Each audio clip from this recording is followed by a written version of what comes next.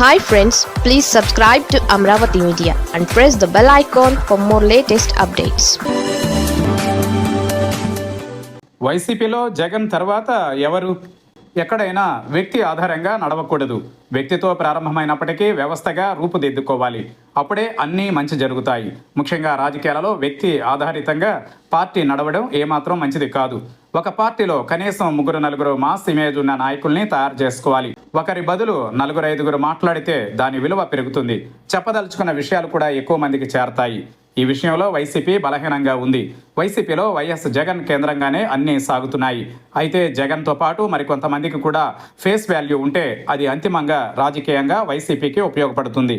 ప్రస్తుతం ఆ లోటు వైసీపీలో స్పష్టంగా కనిపిస్తోంది.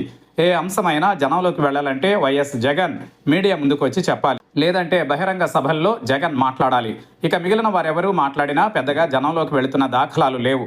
ఇటీవల వైఎస్ జగన్ మీడియా ముందుకొచ్చి మావిగన్ మొదలుకొని రాజధాని అమరావతిలో జరుగుతున్న అవినీతి, హత్య రాజకీయాలు, హామీలను అమలు చేయని కూటమి పాలన, ఇలా అన్ని విషయాలపై సుదీర్ఘంగా మాట్లాడారు. ఆ తర్వాత ఒకరిద్దరు వైసీపీ నాయకులు మీడియాతో మాట్లాడినా పెద్దగా హైలైట్ కావడం లేదు. ఇది ముమ్మాటికి వైసీపీకి భారీగా నష్టం చేస్తోంది.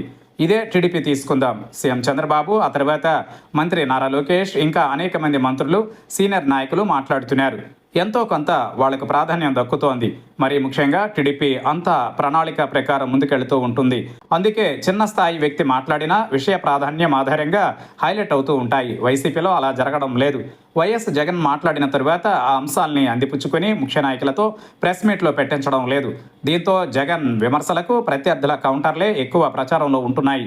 ఇదే జగన్ చెప్పిన విషయాల్ని కూడా వైసీపీలో కొంత స్థాయి మాస్ ఇమేజ్ ఉన్న నాయకులు కొనసాగింపుగా మాట్లాడితే దాని ప్రభావం చాలా ఉంటుంది. వైసీపీకి రాజకీయంగా ఉపయోగపడుతుంది. ఎందుకనో ఆ దిశగా వైసీపీలో నాయకత్వాన్ని తయారు చేసుకోవడం లేదు. జగన్ మాట్లాడితే చాలు మిగిలిన వాళ్లతో ఏం పని అనుకుంటున్నట్టుంది.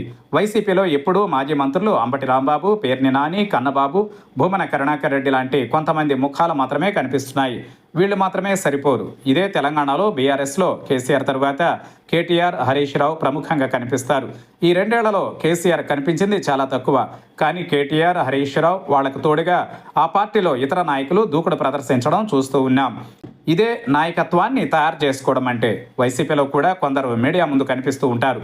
అయితే వాళ్లలో ఎక్కువ మంది సొంత పార్టీ నాయకులు, కార్యకర్తల తిరస్కరణకు గురయ్యారన్న సంగతి మర్చిపోవద్దు.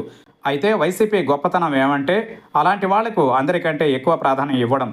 వైసీపీని నడిపే తీరు అంతే అని ఆ పార్టీ నాయకులు సరిపెట్టుకోవాలేమో.